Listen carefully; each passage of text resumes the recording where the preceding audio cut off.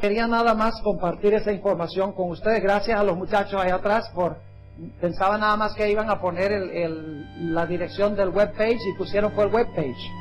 Así que mejor todavía. Han hecho un extraordinario trabajo, muchachos, allá. Quiero agradecerle también a los jóvenes que han dirigido los cantos con tanto amor, con tanto entusiasmo. Qué bueno es ver a los jóvenes en la iglesia participando, involucrados espiritualmente en la misión de la iglesia. Es algo muy animador. Bien, quiero invitarles ahora a inclinar sus rostros y vamos a pedir la bendición especial del Señor al estudiar su palabra.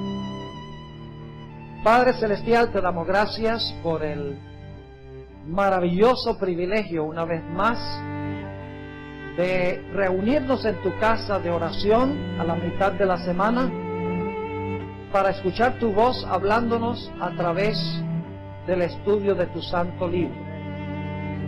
Pedimos, Padre, que al abrir ese libro, que tu Espíritu Santo, quien lo inspiró, pueda venir a explicar lo que vamos a estudiar.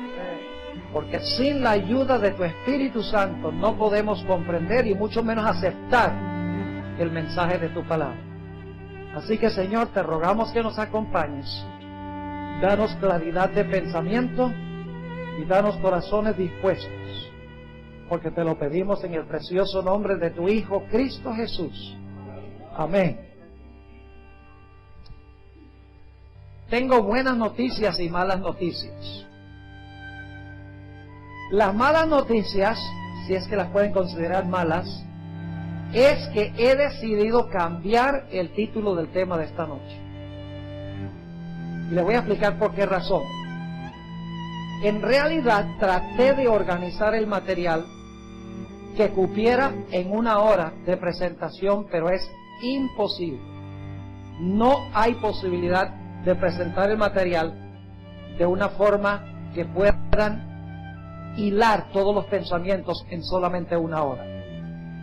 Es que no puedo ni siquiera en hora y media. La buena nueva es que esta presentación, Adoración en el Trono de Satanás, ya la grabé en español en DVD. Y están en el proceso ahora de hacer la postproducción. Dentro de unas 2 semanas va a estar disponible. Si se ponen en contacto con el ministerio, le van a decir cómo conseguir esta presentación, Adoración en el Trono de Satanás. Hoy en día, eso lo grabé hace como 2 meses. Hoy no podría hacer esa presentación en 2 horas. Estoy pensando hacer de nuevo esa presentación en 4 horas de material. Porque he descubierto tantas cosas adicionales relacionadas con el mensaje a la iglesia de Filadelfia y con la visión que encontramos en Primeros Escritos, páginas 54 a las 56, que voy a tener que hacerlo de nuevo para incluir todo el material nuevo que he descubierto en los últimos 2 meses. Se encuentra en la página 54 hasta la página 56. La buena noticia es que les tengo otro sermón bien bueno. Creo que les va a gustar el sermón.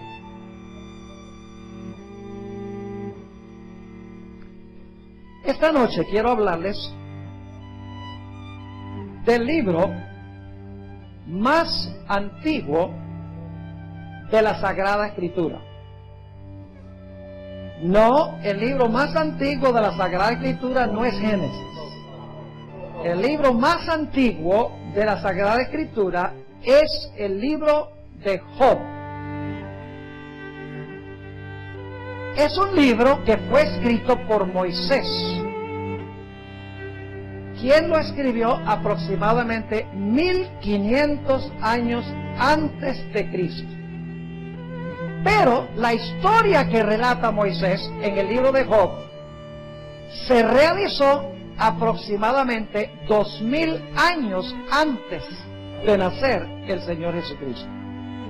Es decir, que aunque la historia fue escrita 1500 años antes, en realidad relata una historia que sucedió 500 años antes de eso. Es decir, transpiró aproximadamente el año 2000 antes de Cristo. Este libro es una obra literaria maestra.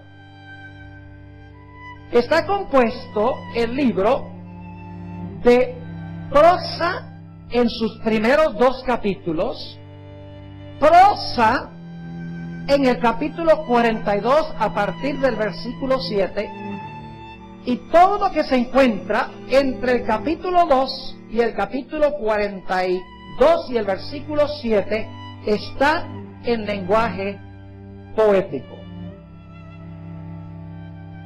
Ahora, la historia de Job es muy significativa e importante, porque vamos a encontrar que esta historia está transpirando o se está desarrollando ante todos los seres del universo. Es decir, todo el universo está contemplando lo que se está realizando en la historia de Job. Lo interesante es que aunque los seres celestiales, como vamos a ver, están al tanto de quién está causando lo que le está sucediendo a Job, Job no sabe él qué es lo que está pasando. Por la sencilla razón de que cuando esta historia se realizó, no había Antiguo Testamento. Eso es lo que hizo que la experiencia de Job fuera tan difícil para él. Es que estaba pasando todo esto y él no tenía explicación, no sabía en realidad lo que estaba ocurriendo. Todo el cielo lo sabía, pero Job en la tierra no sabía qué estaba pasando. Si Job hubiera sabido que todo el cielo lo estaba observando y quién le estaba causando los problemas, probablemente hubiera actuado de una forma muy diferente, muy distinta. Ahora, lo que quiero hacer al comenzar nuestro estudio de esta noche es ir al libro de Job y trazar la historia como se haya relatada en los primeros 2 capítulos de este libro. Job, el capítulo 1, y vamos a empezar en el versículo 1. Vamos a trazar la historia como se encuentra en los primeros 2 capítulos.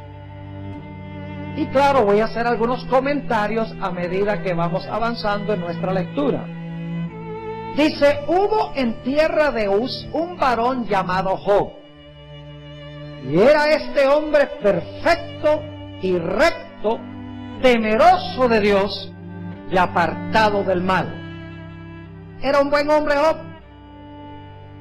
Y eso lo pregunto porque hay algunos teólogos que dicen Job era un hombre arrogante que creía que era muy perfecto y que era muy bueno y que se quejó a Dios. Pero el hecho es que en el principio de la historia, en el mismo versículo 1, dice que era perfecto, recto, temeroso de Dios y apartado del mal. Ahora, el versículo 1 lo está escribiendo Moisés. Y alguno podría ser, tal vez Moisés no sabía muy bien, pero puso eso. Más adelante en el capítulo vamos a encontrar que Dios mismo dijo lo mismo de Job.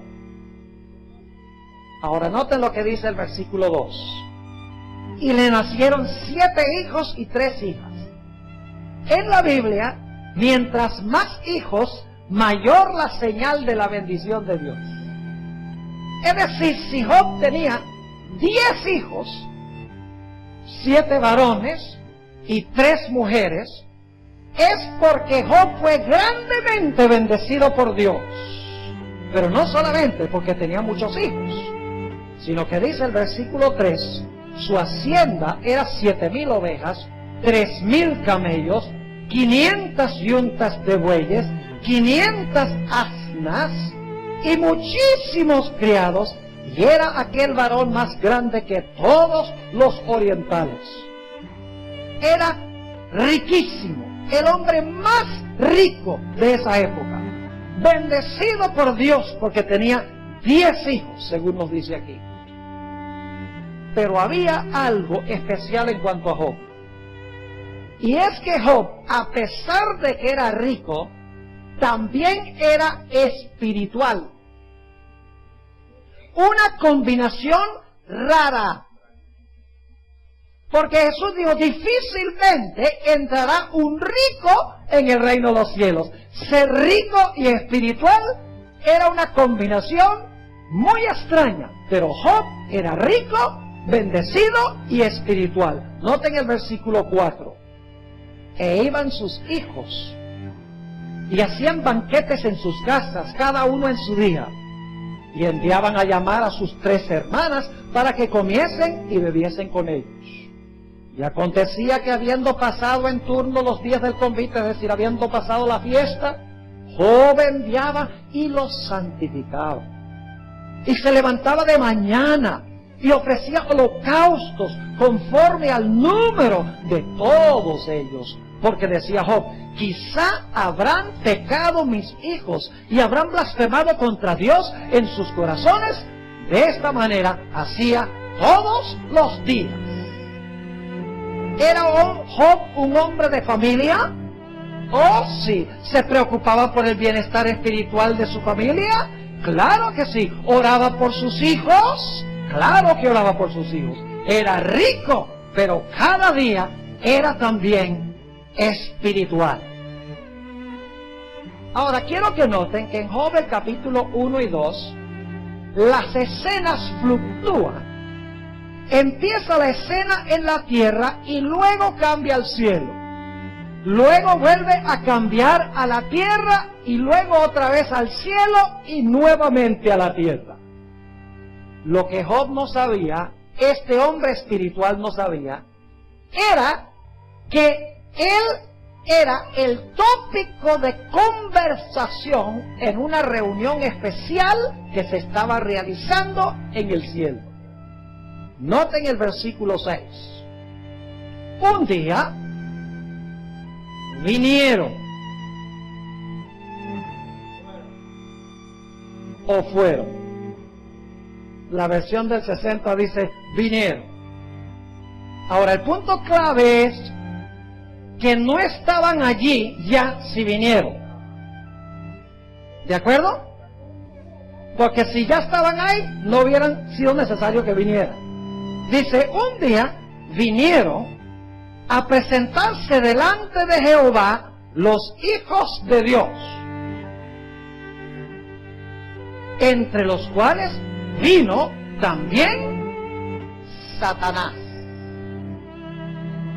Ahora, inmediatamente nos preguntamos, ¿quiénes eran estos hijos de Dios que vinieron a presentarse delante de Jehová?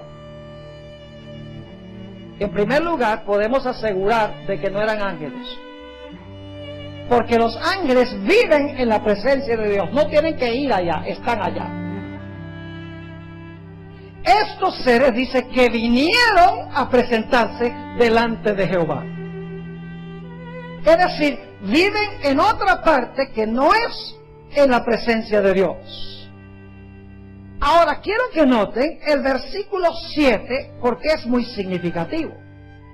Y dijo Jehová a Satanás, ¿de dónde vienes? Yo pregunto, ¿Satanás reclamaba el derecho de pertenecer a ese grupo?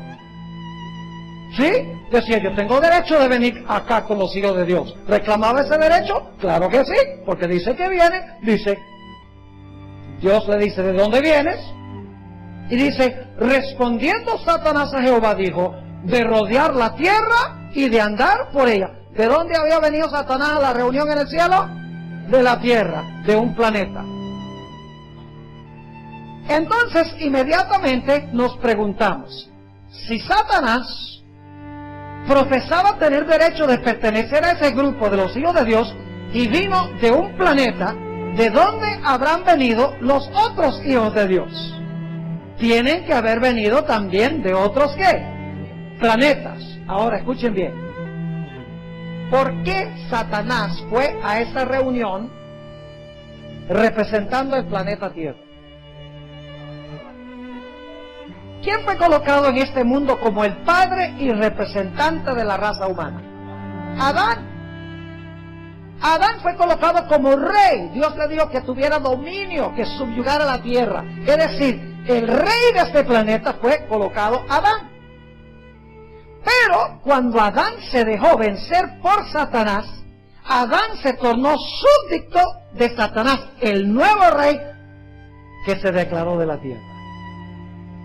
Y por esa razón, en esta reunión, Satanás fue representando al planeta Tierra, cuando si Adán no hubiera pecado, Adán hubiera ido representando el planeta Tierra.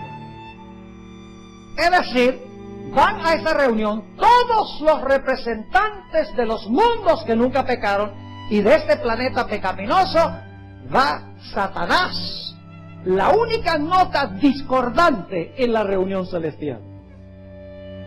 Versículo 8. Y Jehová dijo a Satanás, y me imagino que Dios se le infló un poco el pecho: ¿no has considerado a mi siervo Job? Dice, vive en tu planeta, pero siervo mío. ¿No has considerado a mi siervo Job, que no hay otro como él en la tierra, varón perfecto y recto, temeroso de Dios y apartado del mal? Ahora lo está diciendo Dios. Dios le dice, ¿no has visto a mi siervo Job allá? Este hombre perfecto, recto, temeroso de Dios y apartado del mal. Y ahora viene lo que yo considero ser el versículo más importante y significativo del libro. Toda la controversia se resume en este versículo, el versículo 9. Respondiendo Satanás a Jehová, dijo: ¿acaso teme Job a Dios de balde? ¿Sabe lo que significa eso, de balde? Significa, ¿teme Job a Dios por nada? ¿Teme Job a Dios gratuitamente, sin interés? ¿O sirve Job a Dios por los panes y los peces? Es decir, Job, ¿tú crees que Job te sirve porque te ama, nada más? ¿Tú crees que te serviría por nada si le quitaras todo? ¿Tú crees que él te serviría nada más por amor y no por interés? Versículo 10. No le ha acercado alrededor a él y a su casa y a todo lo que tiene. Al trabajo de sus manos has dado bendición. Por tanto, sus bienes han aumentado sobre la tierra. Es decir, Job no te sirve por nada. Él es un mercenario. Tú le das y él te sirve. Pero no te sirve gratuitamente. No te sirve sin interés. Te sirve con propósitos mercenarios. Por los panes y por los peces.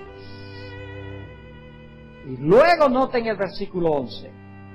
Pero extiende ahora tu mano y toca todo lo que tiene, y verás si no blasfema contra ti en tu misma presencia.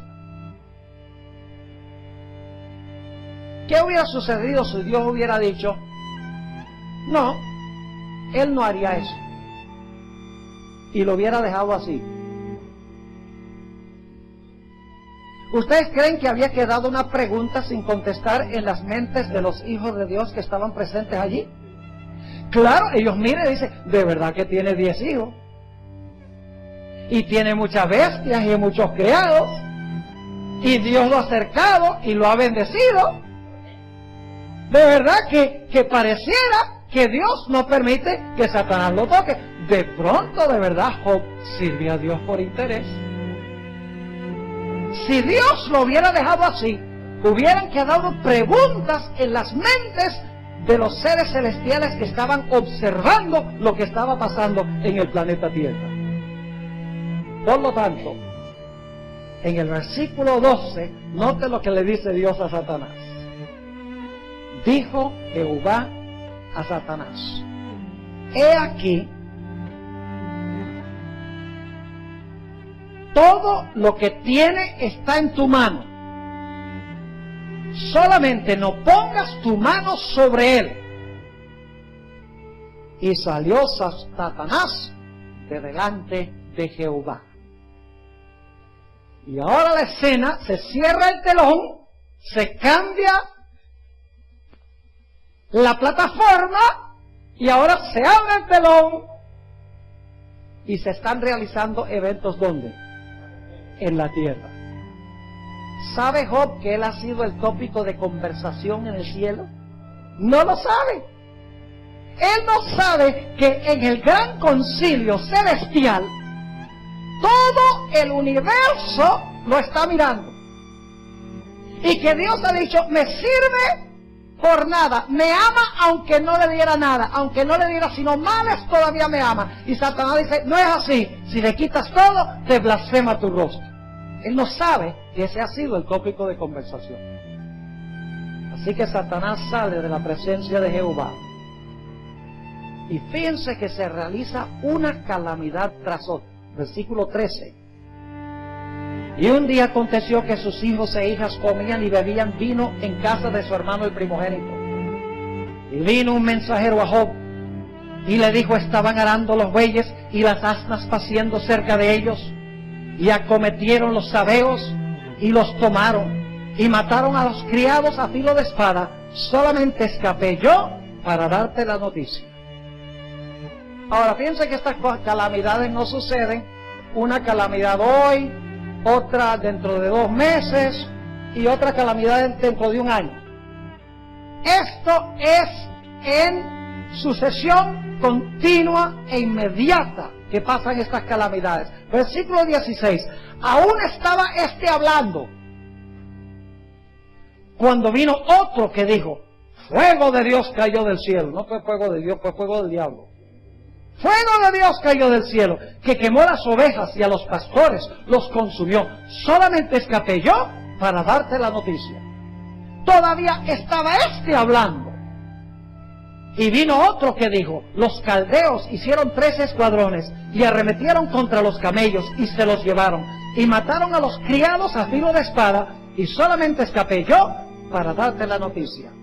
Entre tanto que hablaba, vino otro que dijo, tus hijos y tus hijas estaban comiendo y bebiendo vino en casa de su hermano el primogénito. Y un gran viento vino del lado del desierto y azotó las 4 esquinas de la casa, la cual cayó sobre los jóvenes y murieron, y solamente escapé yo para darte la noticia. ¿Qué ha perdido Job en cuestión de unos pocos minutos? Ha perdido hijos, ha perdido bestias, ha perdido siervos y ha perdido todas sus posesiones. Y los seres celestiales están observando. ¿Qué va a hacer Job?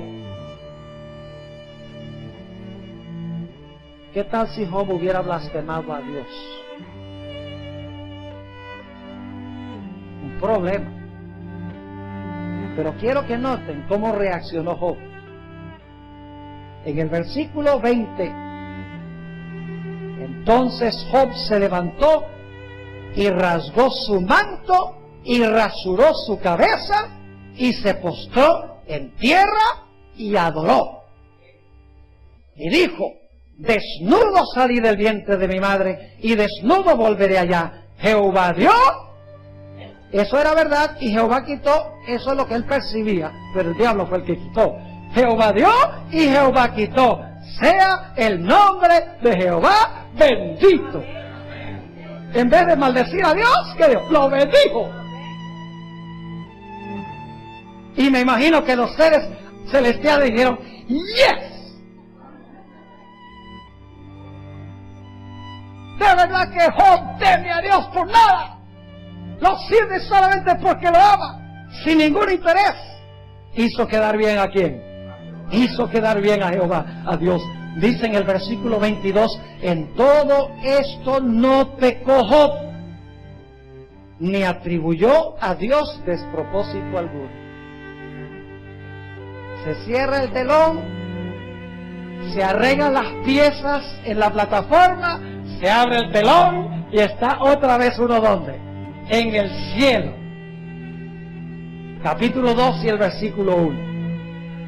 Aconteció que otro día vinieron los hijos de Dios para presentarse delante de Jehová. Ahora fíjense, qué interesante esto. Dice que otro día vinieron los hijos de Dios a presentarse delante de Jehová. Eso significa que después de la primera reunión se fueron.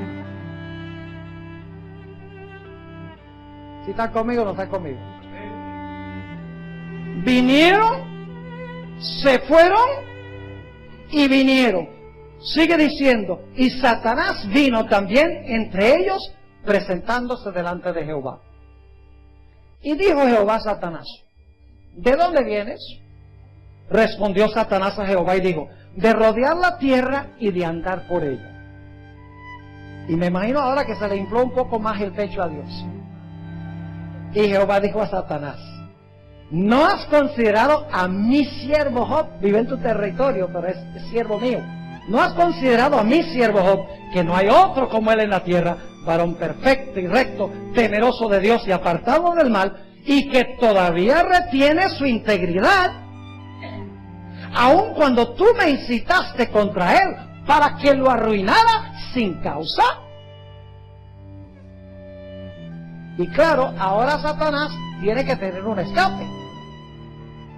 Y por lo tanto, delante de todos los hijos de Dios, el concilio celestial, los representantes de los mundos, los ángeles, Satanás le dice a Dios en el versículo 4, respondiendo Satanás dijo a Jehová, piel por piel, todo lo que el hombre tiene dará por su vida. Es decir, tú no me dejaste tocarle la piel, no me dejaste tocarlo a él.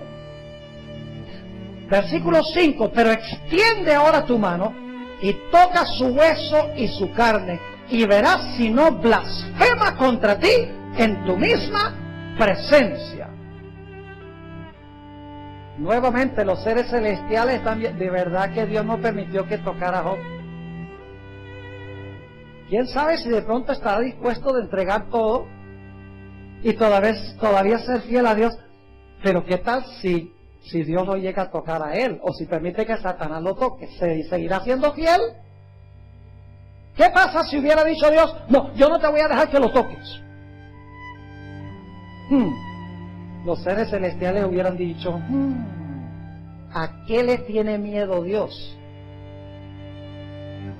Así que Dios dice en el versículo 6, y Jehová dijo a Satanás, he aquí, él está en tu mano, mas guarda su vida. Es decir, puedes hacer lo que quieras con él, pero no le puedes quitar la vida. Ahora el telón se cierra. Se arregla nuevamente la plataforma. Y estamos otra vez en el planeta Tierra. ¿Sabe Job que él ha sido el tópico de conversación de todo el universo? No lo sabe. ¿Hubiera sido más fácil la prueba de él si hubiera sabido? Oh, claro que sí. Versículo 7. Entonces salió Satanás de la presencia de Jehová e hirió a Job con una sarna maligna, desde la planta del pie hasta la coronilla de la cabeza. Y por si acaso no creen que fue terrible esa plaga, dice, tomaba Job un tiesto, es decir, un pedazo de una teja, para rascarse con él, y estaba sentado en medio de ceniza. Y ahora va a perder el apoyo de la esposa. La esposa se va a prestar como instrumento en manos de Satanás. Versículo 9. Entonces le dijo su mujer, ¿aún retienes tu integridad? Maldice a Dios y muérete. ¿Qué había dicho Satanás? Que si Dios permitía que él lo tocara, que Job iba a ¿qué? A maldecirlo a su rostro. ¿Qué dice la mujer de Job? Dice, maldice a Dios y muérete. Los labios de la esposa de Job estaban hablando las palabras ¿de quién? De Satanás. Note la respuesta de él en el versículo 10. Y él le dijo, como suele hablar cualquiera de las mujeres fatuas, has hablado. ¿Qué? ¿Recibiremos de Dios el bien y el mal no lo recibiremos? En todo esto no pecó Job con sus labios. Y los seres celestiales dicen, yes. Fiel, aún retiene su integridad. no pecó, no blasfemó, antes reprendió a su esposa que le dijo que blasfemara a Dios. De verdad que Job sirve a Dios sencillamente por amor, lo sirve por nada. Y ahora vienen los tres amigos íntimos de Job y vienen a consolarlo. Versículo 11. Y tres amigos de Job, Elifaz temanita, Bildad suita y Sofar naamatita, luego que oyeron todo este mal que le había sobrevenido, vinieron cada uno de su lugar, porque habían convenido a venir juntos para condolerse de él y para consolarle. Los cuales, alzando los ojos desde lejos, no lo conocieron y lloraron a gritos. Y cada uno de ellos rasgó su manto, y los tres esparcieron polvo sobre sus cabezas hacia el cielo. Así se sentaron con él en tierra por 7 días y 7 noches, y ninguno le hablaba palabra, porque veían que su dolor era muy grande. Y luego vamos a leer en los siguientes capítulos que sus amigos íntimos se le vuelcan en contra. Y empiezan a decirle: ¿cómo tú puedes servir a un Dios que te hace esto? Otro les decía: si esto te está pasando es porque tú eres un grandísimo pecador y Dios te está castigando. Es decir, se le vuelcan en contra y empiezan a usar los mismos argumentos de Satanás. Así que en cuestión de solo un poco de tiempo, Job ha perdido posesiones, hijos, salud, esposa, amigos. Ha perdido todo apoyo humano y sin embargo no soltó la mano de Dios. Pero lo más terrible y trágico de esta historia es que ahora pareciera en la historia que Dios también ha desamparado a Job.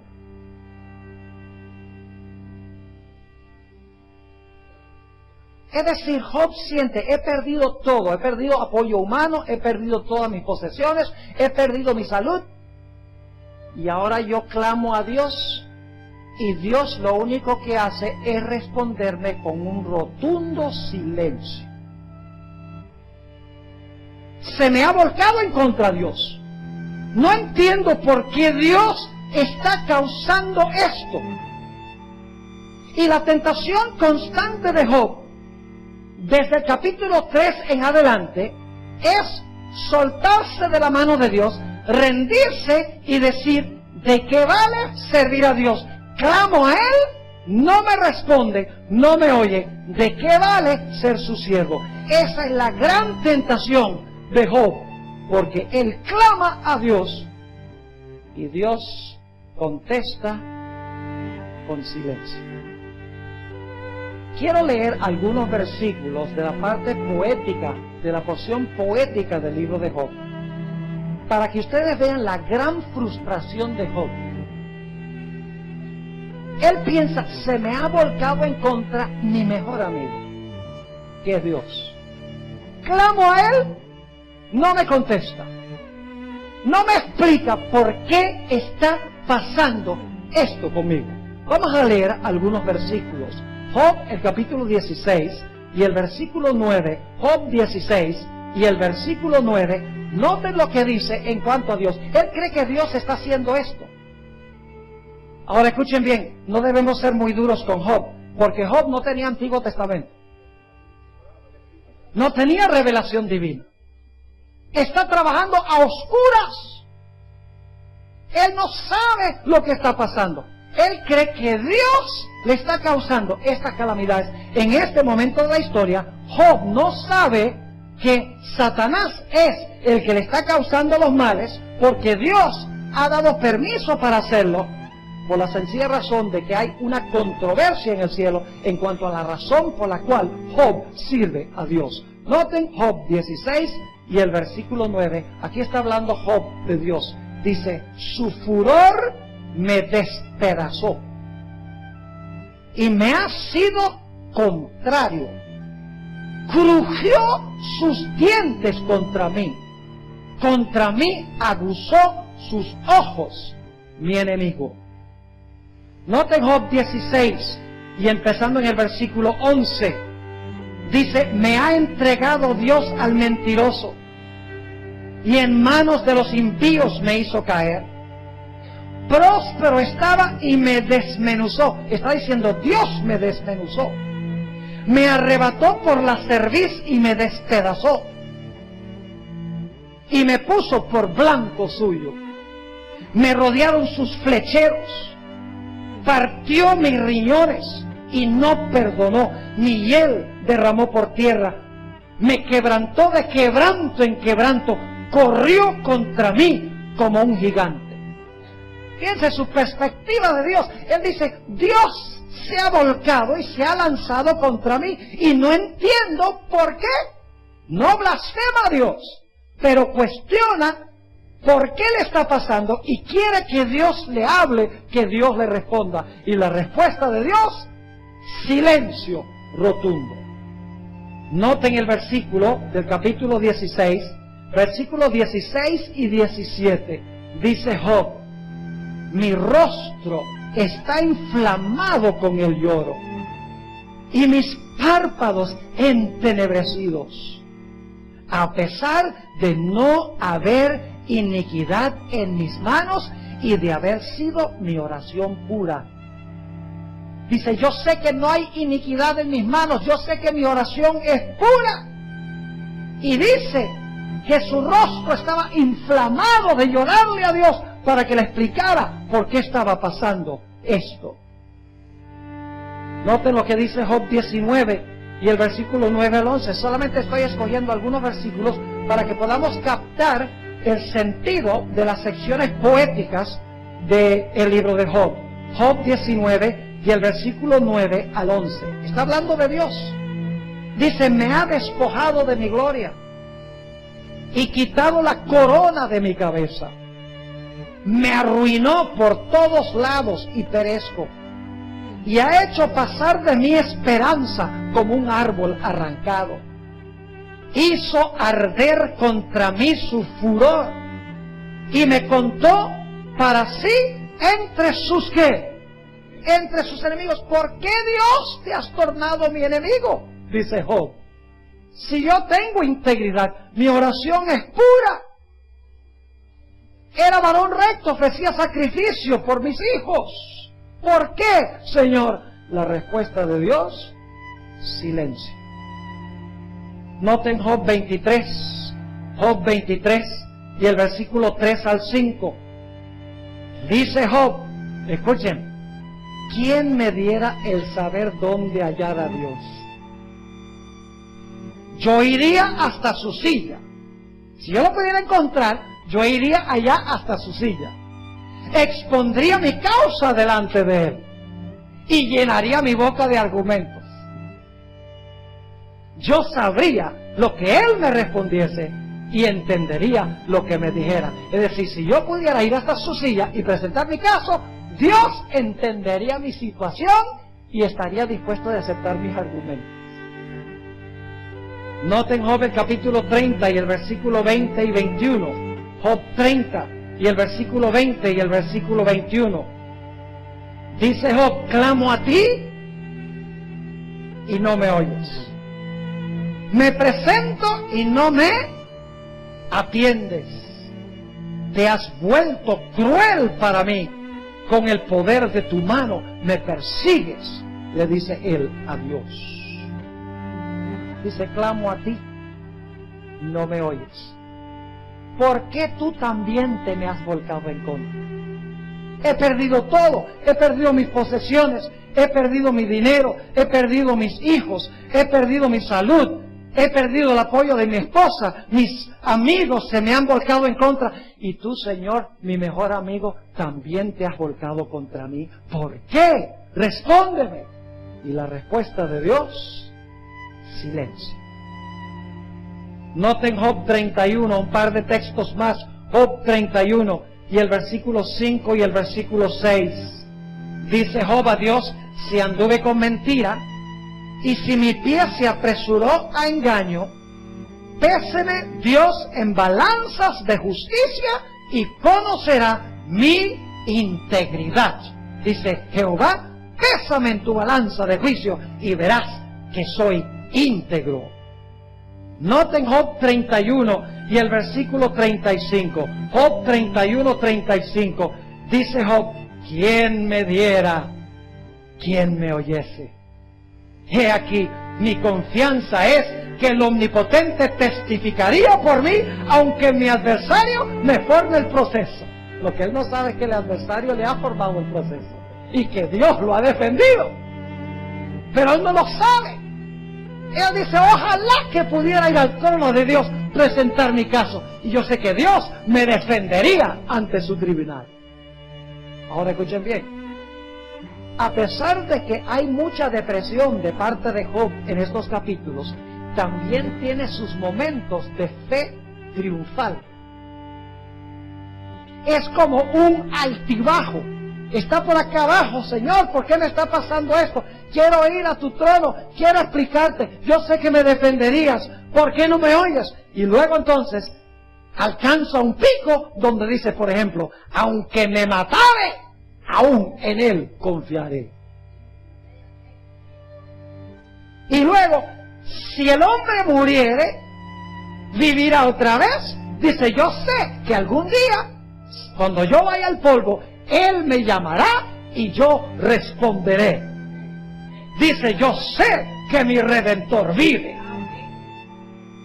Es decir, que tiene sus momentos donde, aunque está acá abajo, deprimido por su situación, dice, yo sé que Dios está conmigo, yo sé que mi Redentor vive, yo sé que si se deshace mi piel, aún con mis propios ojos, veré a Dios.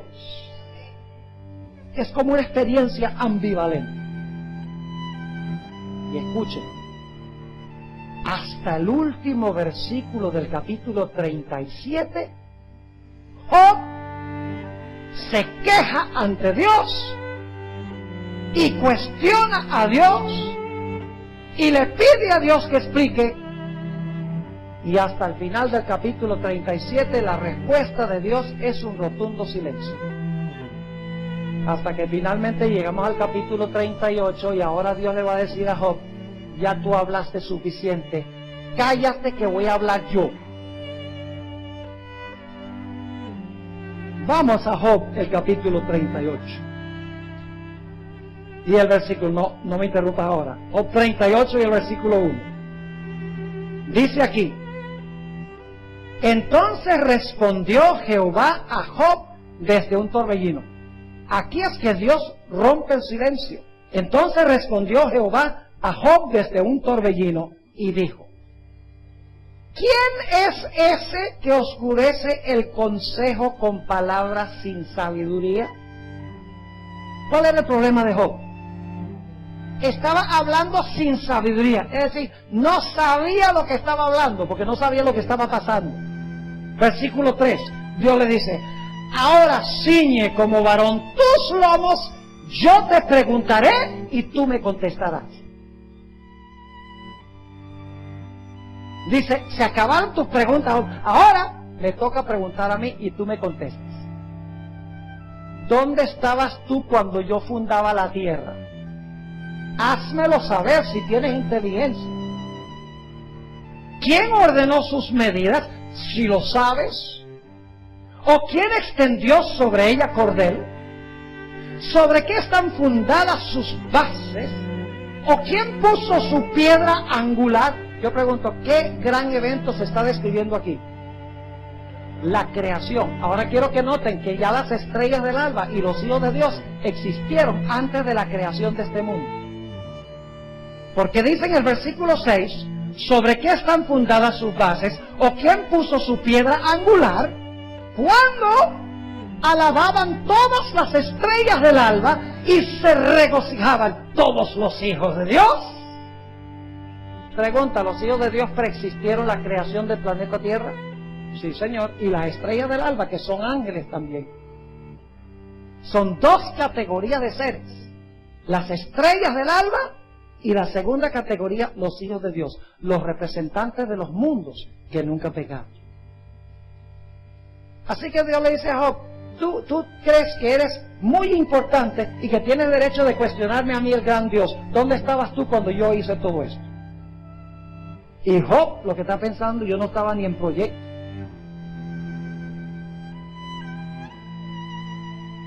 Y luego, no tenemos tiempo de mostrarlo bíblicamente, pero si ustedes leen el resto del capítulo 38 y 39, Dios describe la creación de este mundo día por día en orden. Aquí habla, en los versículos que leímos, cuando puso los fundamentos de la tierra, organizó la tierra. Luego después habla de la creación de la creación de la luz. Lo pueden leer allí. Luego, después de la creación de la luz, habla de la atmósfera, de donde cae la lluvia y de donde cae la nieve. Luego pasa a hablar de la hierba verde que crece sobre la tierra. Ese es el tercer día. Luego habla de las constelaciones, menciona las Pléyades y el Orión. Cuarto día. Luego entonces habla de las costumbres de las aves. El quinto día. Y luego procede a hablar de las bestias que andan sobre la tierra. Sexto día. Y entonces Dios termina su discurso a Job en el capítulo 40 y el versículo 1 y 2 diciendo esto.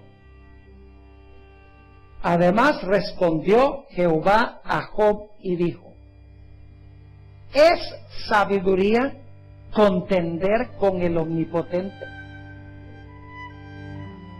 El que disputa con Dios, responda a esto. ¿Cómo se siente Job en este momento? Como un microbio, más pequeño que un microbio. Dice, yo, semejante miserable pecador, cuestionando al gran Dios que puso los fundamentos de la tierra, que hizo todas estas cosas que él ha descrito. ¿Quién soy yo para haber cuestionado a Dios?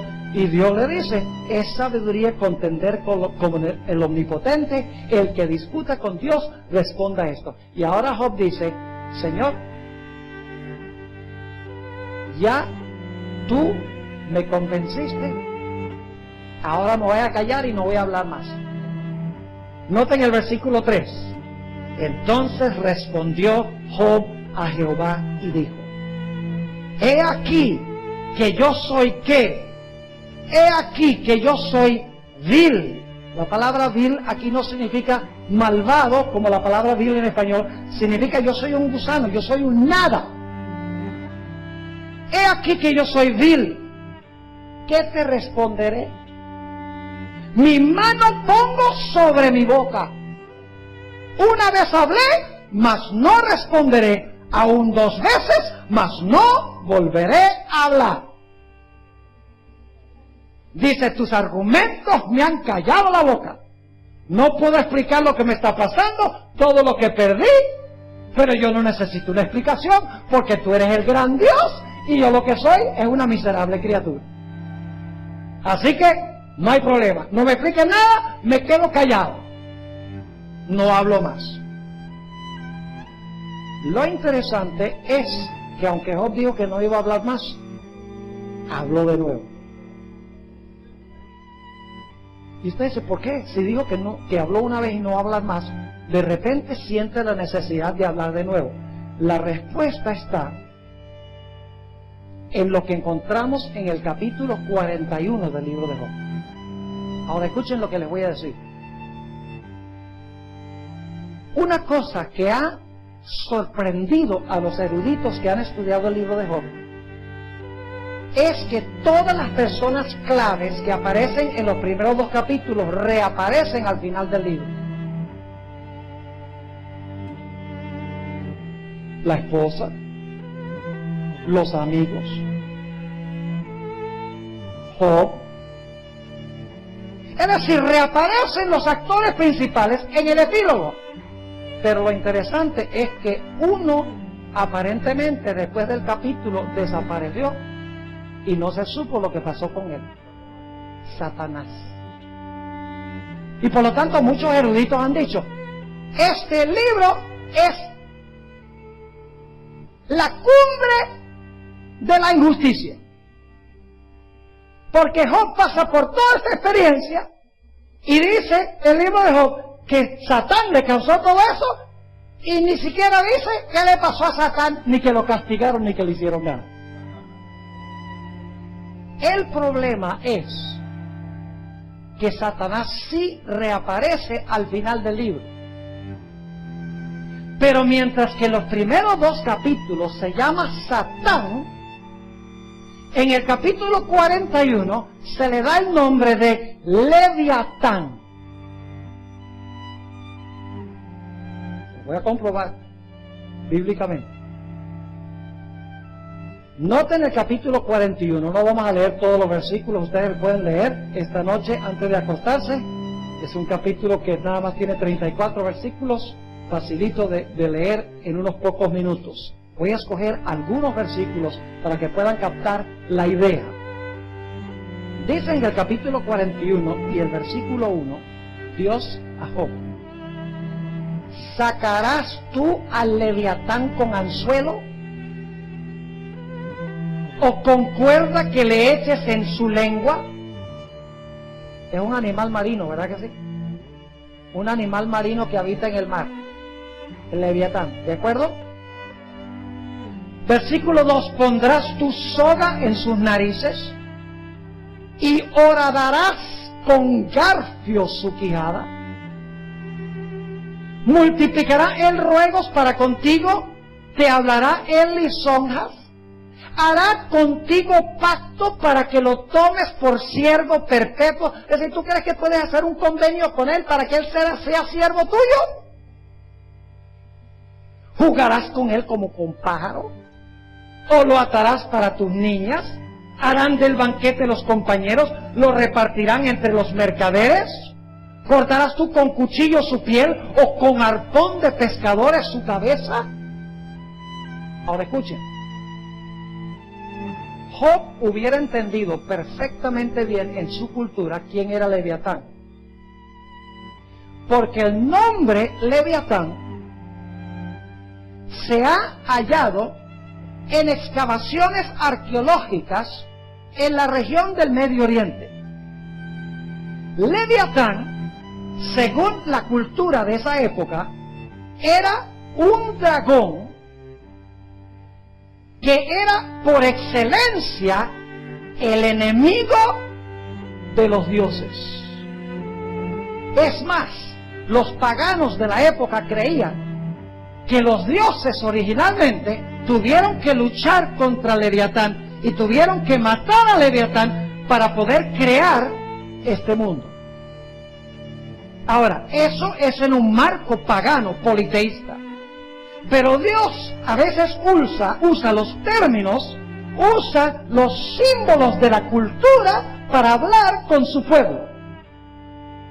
En un marco monoteísta, es decir, en un marco donde hay un solo Dios. El punto clave es que cuando Dios habla de Leviatán, inmediatamente Job hubiera pensado, el enemigo de Dios. Note lo que dice el versículo 18, todavía describiendo a Leviatán. Dice con su... Y algunos eruditos dicen que Leviatán era un cocodrilo. ¿Cuántos de ustedes han visto alguna vez un cocodrilo que respira fuego? Y que le sale humo de la nariz. Que cuando nada hace hervir el agua. Escuchen, versículo 18. Con sus estornudos enciende lumbre. Y sus ojos son como los párpados del alba. Es decir, le brillan los ojos. De su boca salen ¿qué cosa? Hachones de fuego. Centellas de fuego proceden. De sus narices sale ¿qué? Humo. Como de una olla o caldero que hierve. Su aliento enciende los carbones. Y de su boca sale ¿qué cosa? Llama. Noten el versículo 27. Este es un animal prácticamente indestructible, porque dice, estima como paja el hierro y el bronce como leño podrido. Es decir, ni siquiera bronce ni hierro lo puede vencer. Versículo 28, saeta no lo hace huir. Las piedras de honda le son como paja. Tiene toda arma por hojarasca, y del blandir de la jabalina se burla. Por debajo tiene agudas conchas, imprime su agudez en el suelo. Es decir, cuando pisa, deja las huellas en el suelo. Así como Godzilla, si existiera. Hace hervir como una olla el mar profundo y lo vuelve como una olla de ungüento. En pos de sí hace resplandecer la senda. Es decir, cuando pasa, el agua está hirviendo. Dice que parece que el abismo es cano. Ahora, ¿quién es este personaje representado por Leviatán? Versículo 33. No hay sobre la tierra quien se le parezca. Animal hecho exento de temor. Versículo claro. Menosprecia toda cosa alta, es rey sobre todos los soberbios. ¿Qué es Leviatán? El rey sobre qué? Todos los soberbios. Ahora yo pregunto, ¿quién es el rey sobre todos los soberbios? Satanás. Y alguno dirá, bueno, pastor, ¿quién sabe? Vayan conmigo a Isaías 27. Isaías, el capítulo 27. ¿Entiende lo que está diciendo Dios? ¿Qué le está diciendo Dios a Job en este capítulo?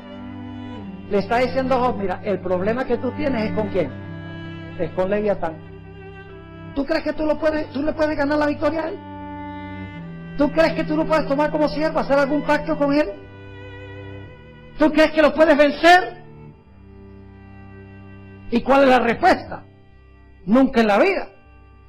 Ahora noten Isaías 27 y el versículo 1. Dice, en aquel día Jehová castigará. ¿Quién castigará?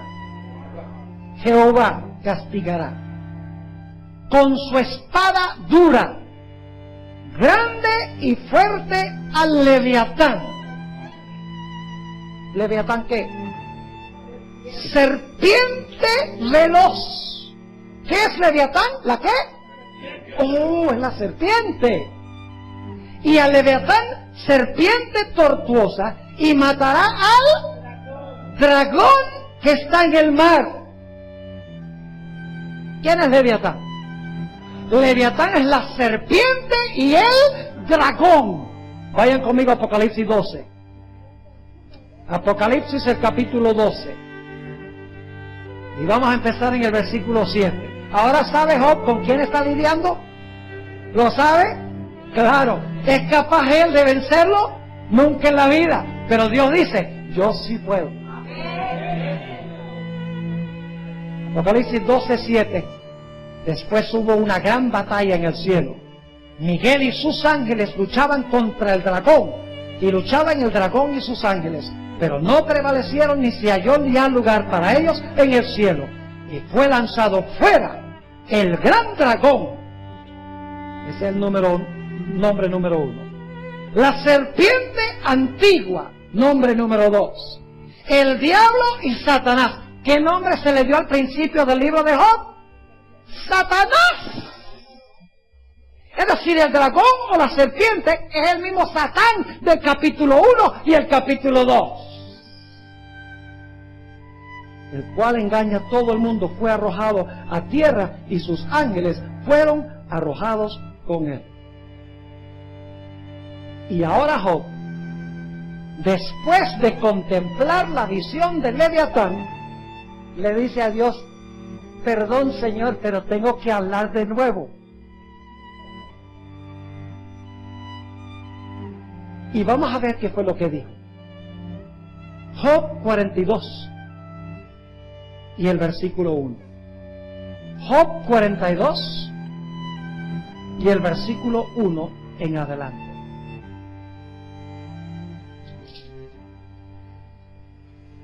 Respondió Job a Jehová y dijo, eso inmediatamente después de ver al Leviatán y lo que Dios iba a hacer con Leviatán: yo conozco que todo lo puedes, incluyendo ¿qué?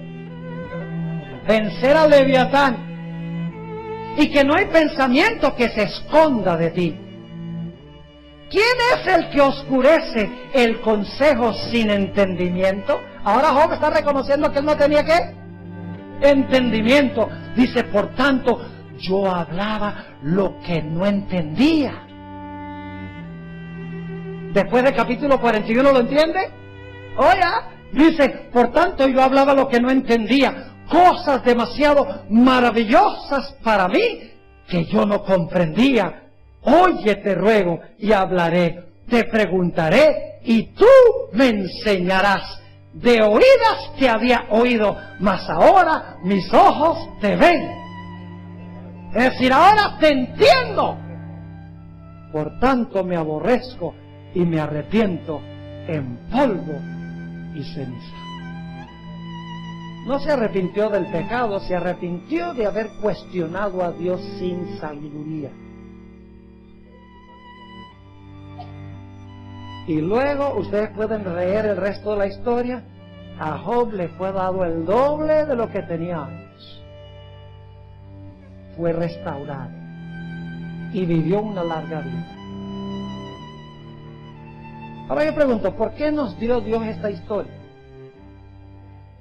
¿Quién quedó bien en esta historia? Jehová. Porque Job nunca blasfemó a Dios. Job cuestionó porque le estaba pasando todo eso. Habló por ignorancia, sin entendimiento, sin sabiduría. Pero a través de toda la historia, Job mantiene su alianza con Dios. Nunca se suelta del brazo de Dios. Y cuando la historia termina, Dios lo recompensa con el doble. Si no hubiera ganado la victoria, Dios no lo hubiera recompensado. ¿Saben que esta historia ilustra lo que va a pasar muy pronto con el pueblo de Dios en el planeta Tierra? Pero nosotros tenemos una gran ventaja, y es que tenemos la historia del libro de Job. Según la Biblia, viene sobre este planeta un tiempo de angustia cual no se ha visto desde que existe nación. La Biblia nos dice que el pueblo de Dios va a perder todo: casas, carros, dinero, el apoyo de la familia, el apoyo del esposo o la esposa, los hijos, la salud, la libertad. Lo único que no van a perder es la vida, porque Dios no va a permitir que Satanás les quite la vida. Y Dios va a tener, escuchen bien, toda una generación de personas que van a vindicar el carácter de Dios ante el universo. Porque nuevamente Satanás va a usar el mismo argumento, va a decir, mire, esa gente te sirve por los panes y los peces, te sirven por lo que tú los proteges y les das, los bendices. Pero si tú permitieras que yo tomara control del planeta y les quitara todo lo que tienen, ellos enseguida te abandonarían y te blasfemarían a tu rostro. Y Dios va a decir, pruébalos.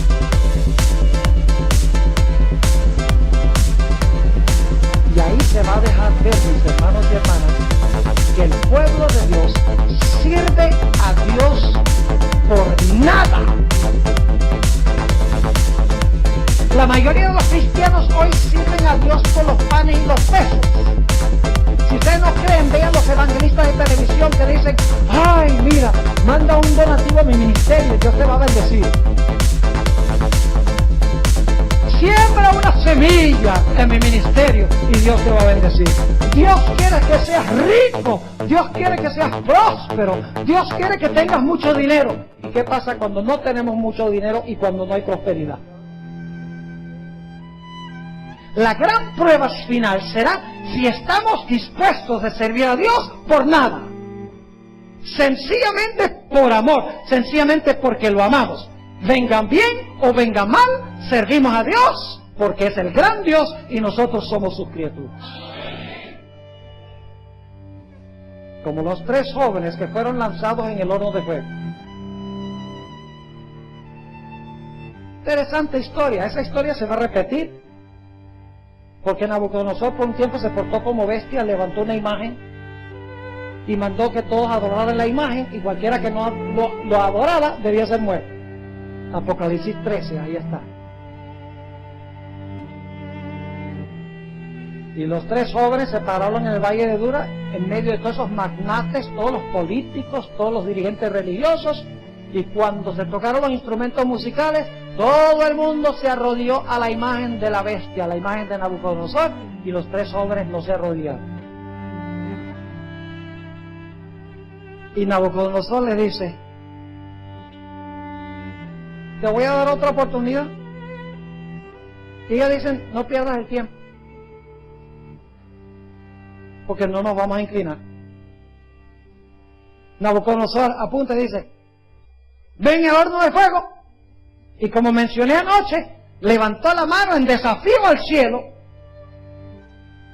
con el rostro de un demonio, y dice: y cuando los eche, ¿qué Dios os librará de mis manos? Y los 3 jóvenes dijeron: mire, el Dios a quien nosotros servimos nos puede librar, y nos librará, pero si no, igualmente los servimos. No los servimos ni siquiera porque nos da la vida, los servimos porque somos criaturas, Él es nuestro Dios, lo amamos sin ningún interés. Dios los recompensó. Oh, claro que sí. ¿Saben que la misma fe tuvo Jesús cuando colgó en la cruz del Calvario? Cuando Jesús colgó sobre la cruz del Calvario, no tenía nadie con Él. Ni la ropa que tenía puesta.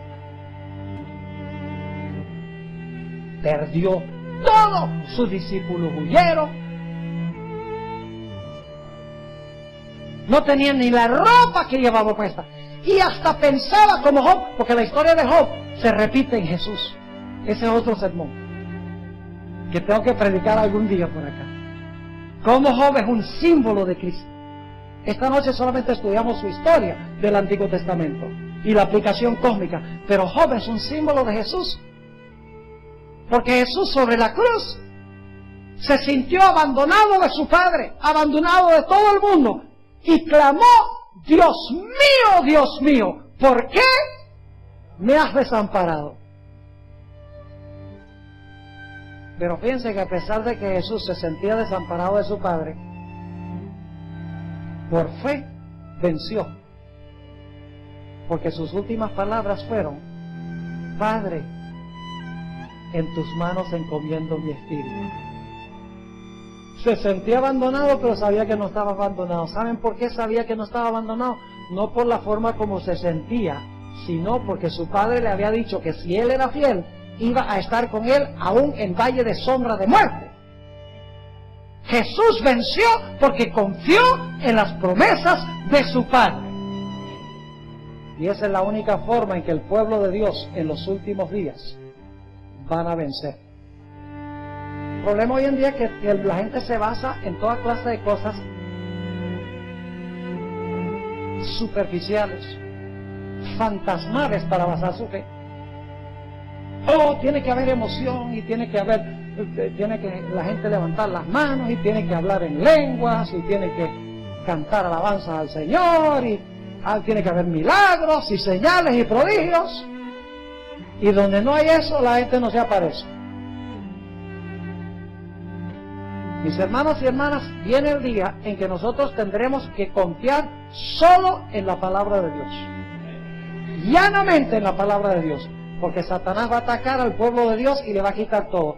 Pero el Señor Jesucristo va a estar con su pueblo. Yo pregunto, ¿estaba el Padre, Dios el Padre, con Jesús en la cruz del Calvario? Aunque no lo sentía, sí. ¿Estaba Jesús con los 3 jóvenes, aunque cuando estaban pasando por la prueba no lo sentían? Claro que sí.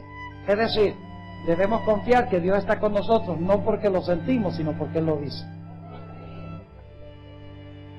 Tenemos que basarnos menos en sentimientos y más en las promesas de Dios.